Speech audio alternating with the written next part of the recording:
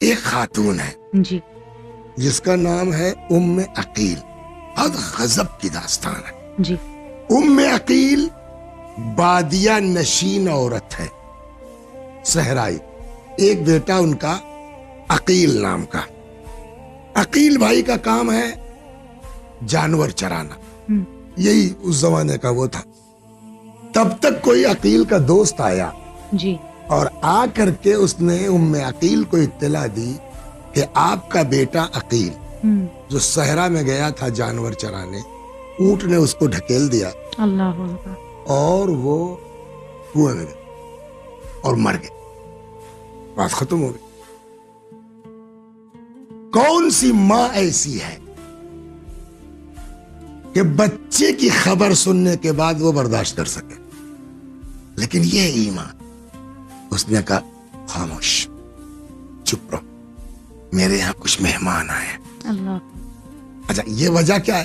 دیکھیے کہیں بھی آپ خود جائیے مہمان اگر اور وہاں کوئی کیجویلٹی ہو جائے، آپ کھانا کھائیے گا؟ نہیں نا، تو وہ بری بات ہے.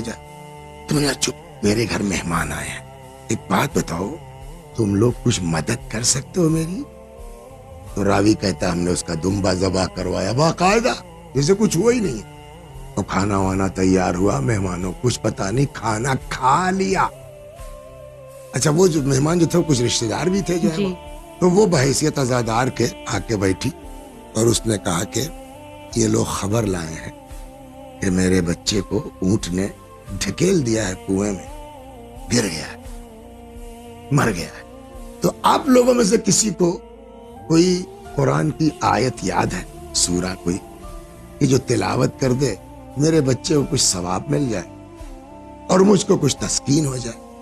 راوی کہتا اتفاق سے مجھ کو یہی آیت یاد تھی، وَلَنَبْلُوَنَّكُمْ بِشَيْءٍ مِّنَ الْخَوْفِ وَالْجُوعِ وَنَقْصٍ مِّنَ الْأَمْوَالِ وَالْأَنفُسِ وَالثَّمَرَاتِ. پھلوں کے ذریعے، تو بعض روایتوں میں یہاں ثمرات سے مراد اولاد بھی لیا.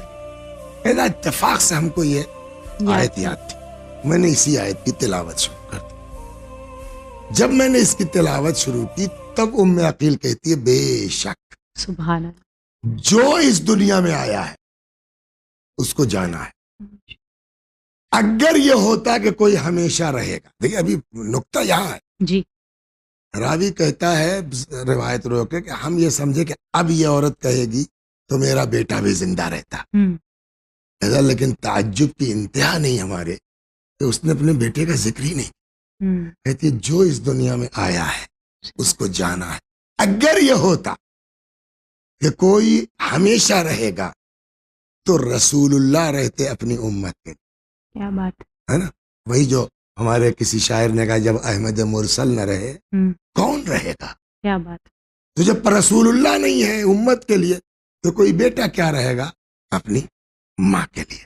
تو یہ ایک تصور اگر آ جائے نا تو بہت آسان ہو جاتا ہے سب.